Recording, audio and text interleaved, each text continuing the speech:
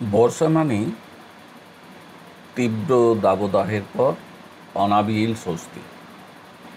তাই গোটা গ্রীষ্ম জুড়ে মানুষ তাকিয়ে থাকে আকাশের দিকে, কখন মেঘের ভেলায় চেপে আসবেন বর্ষারানী।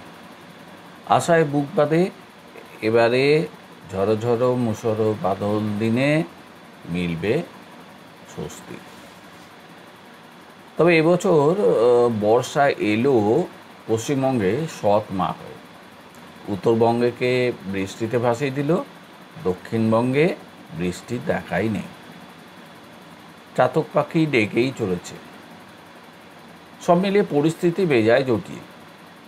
বর্ষার খামখেয়ালিপনা করলেও অসুখ বিসুখ তো আর পিছু ছাড়ছে না। জ্বর, সর্দি, কাশি, গলা ব্যথা এসব লেগেই আছে। প্রায় সব ঘরে ঘরেই এখন অসুখ, সর্দি কাশির অসুখ। রাজ্যের বিভিন্ন প্রান্তে অসংখ্য মানুষ এই সর্দি কাশি, জ্বর, গলা ব্যথায় আক্রান্ত হচ্ছেন প্রতিনিয়ত। আসল কথা এটাই যে বর্ষাকালে আবহাওয়া খুব তাড়াতাড়ি বদলে যায়। এক সময় দেখা যায় প্রখর রোদ, আবার পরক্ষণেই বৃষ্টি, আবার এসবের সঙ্গে জড়িয়ে রয়েছে আর্দ্রতা। এই সময় বাতাসে জলীয় বাষ্পের পরিমাণ যেহেতু বেশি থাকে, ভীষণ অস্বস্তি হয়।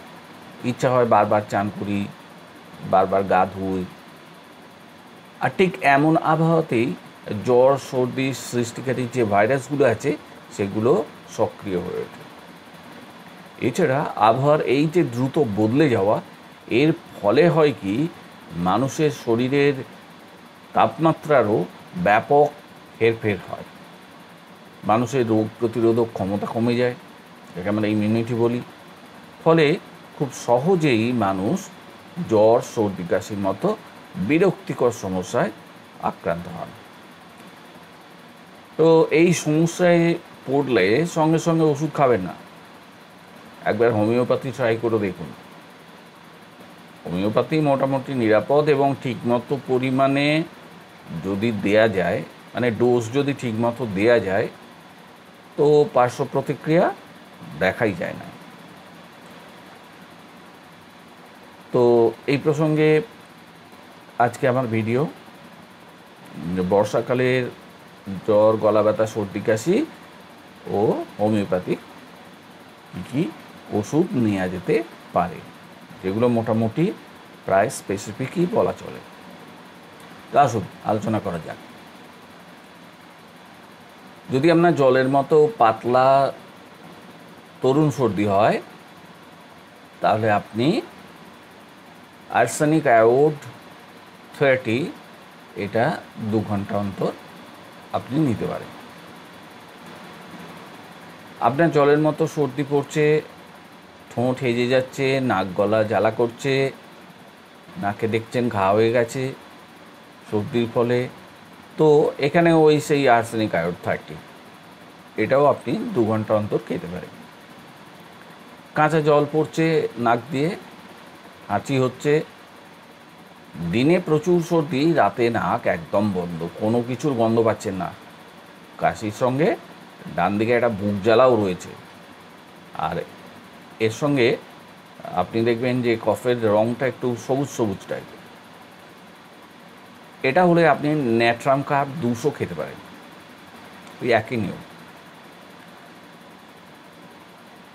হলদে রঙের যদি দেখেন যে সর্দি আপনার উঠছে এবং সেটা গাঢ়, তাহলে প্যালসেটিলা 30 আর ব্রায়োমিয়া 30 হচ্ছে আসল ওষুধ।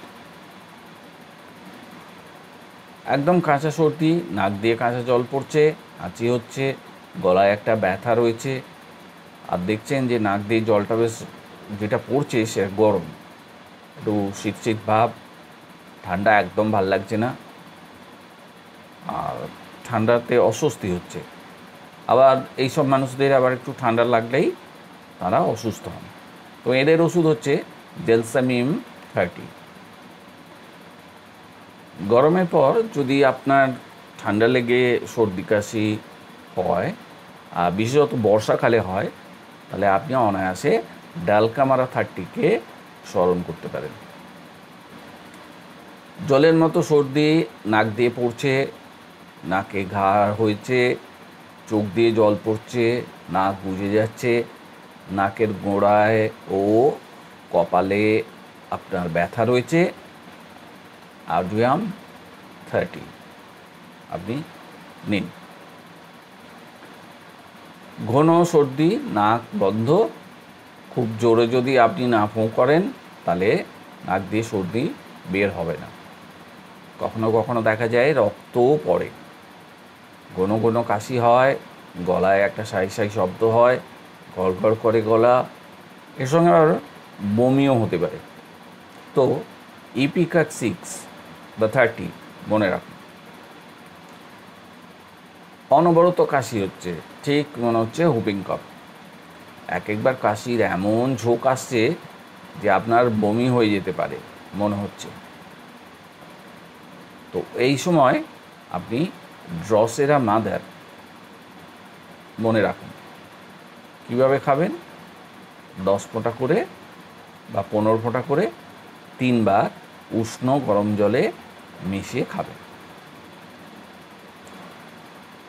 সন্ধ্যে থেকে মধ্যরাত পর্যন্ত কাশি বেড়েই চলেছে, বাঁ পাশে চিত হয়ে শুচ্ছেন, কাশি বাড়ছে, বুকে লাগছে, বুক ধড়পড় করছে একটু এদিক ওদিক করলেই, আবার যখন কথা বলার চেষ্টা করছেন বা হাসছেন তখন কি হচ্ছে? কাশি বেড়ে যাচ্ছে। ফসফরাস 6 মনে রাখুন। আপনার পেট গরম হয়েছে, কাশি হচ্ছে, বা সর্দির আপনি একদম দেখছেন যে প্রাথমিক ব্যাপার হাঁচি হচ্ছে, নাক সেঁটে ধরেছে, নাক দিয়ে জল পড়ছে না কিন্তু চোখ দিয়ে জল পড়ছে, আবার গলাটাও কেমন যেন শুকনো শুকনো মনে হচ্ছে। কী খাবেন? নাক্স ভূমিকা 200 দুবার খান, সকালে একবার আর রাত্রে শোবার সময় একবার। আপনার যদি সর্দি লেগেই থাকে আর সর্দি যদি বহুদিনের হয়, মানে পুরনো সর্দি হয়, তাহলে মায়েরিকা মাদারকে মনে রাখতে পারেন। এরপরে যে ব্যাপারটা হচ্ছে সেটা হচ্ছে শুকনো কাশি। শুকনো কাশি খুব কষ্টদায়ক, এতে রক্তে ছিটে থাকতে পারে। আর যদি আপনার কফ হলদে টাইপের হয়, তার সঙ্গে মাথা ব্যথা থাকে, অবশ্যই ব্রায়োনিয়া 30 নিন। গলা সুরসুর করছে, অনবরত শুকনো কাশি আসছে, আর কাশির ধমকে কী হচ্ছে? মাঝে মাঝে প্রস্রাব নির্গত হওয়ার উপক্রম হচ্ছে। যেই আপনি ঠান্ডা জল খাচ্ছেন অমনি কাশি কমে যাচ্ছে। কী নেবেন? রিউম্যাক্স 30 মনে রাখবেন। শুকনো কাশি রাত্রে বাড়ছে, যখন শুচ্ছেন আরও বাড়ছে, উঠে বসলেন যখন তখন মনে হচ্ছে যেন একটু কমলো। এর সঙ্গে অনেকে বলেন না যে আলজিভ বেড়েছে, এর জন্য কাশি হচ্ছে। তো এইরকম যদি সমস্যা থাকে অবশ্যই হায়োসিয়ামাস 30 ভুলবেন না। তো যাই হোক, এই কটা ওষুধ আপনাদের বলা হলো। ওষুধগুলো প্রায় স্পেসিফিক ওষুধ, কারণ হোমিওপ্যাথি লক্ষণ ছাড়া তো চিকিৎসা করা যায় না, এবং আনুপূর্বিক তার সমস্ত কিছু কেস টেকিং করে তারপরেই চিকিৎসা করা হয়, এবং মানুষভেদে ব্যবস্থাও আছে। তবে বর্তমানে যে ওষুধগুলোর কথা বললাম সেগুলো নিয়ার স্পেসিফিক বলেই স্বীকৃত, আপনারা নিতে পারেন যদি সমস্যা হয়। আর ব্যাপার যেটা হচ্ছে সেটা হচ্ছে 2 ঘন্টা বা 3 ঘন্টা অন্তর আপনার যে রোগের প্রাবল্য সেই বুঝে ওষুধ নেবেন। যে পোটেন্সির কথা বলা হয়েছে, যেমন 6, 30, 200 এগুলো, আর মাদারের কথা বলা হয়েছে মাদার টিনচার, যেগুলোকে কিউব বলে। কিউব দেখবেন হোমিওপ্যাথি ওষুধের আছে, পাশে লেখা আছে কিউব, যেমন ড্রসেরা কিউব মানে হচ্ছে ড্রসেরা মাদার টিনচার। তো এগুলো যখন খাবেন তখন 10 ফোঁটা করে 15 ফোঁটা করে নিয়ে একটু উষ্ণ গরম জল দিয়ে খাবেন। তবে শেষমেশ বলে রাখি যে এই সব কথাগুলো যে আমি জানালাম আপনাদের সাহায্যার্থে, মানে হাতের কাছে যদি কোনো কিছু কেউ না থাকেন, ডাক্তারবাবু না থাকেন, কেউ না থাকেন, তখন এই ব্যবস্থাটা নিতে পারেন। আর কিছু কিছু হোমিওপ্যাথি ওষুধ বাড়িতে রাখলে আপনাদের নিজেদের সুবিধা হবে। তাহলে কী হবে, টপাটপ করে অ্যালোপ্যাথি ওষুধ খেতে হবে। তবে আমার এই কথাগুলো শুধুমাত্র আমি সাজেশনের জন্য বললাম, আপনাদের একটা বললাম যাতে এই সমস্যাটা আপনার না বাড়তে পারে বা আরও বেশি জটিল না হয়ে যায়। কিন্তু এই কথাটা আমি বারবার বলবো যে যদি 2-3 দিন এরকম চলে, তারপরেও দেখেন যে রোগ কমছে না, বেড়ে যাচ্ছে, তখন অবশ্যই ডাক্তারবাবুর পরামর্শ নেবেন। আর এই কথাটা তো অনস্বীকার্য যে ডাক্তারবাবুর পরামর্শে কোনো বিকল্প নেই। ভালো থাকবেন। Happy rainy season.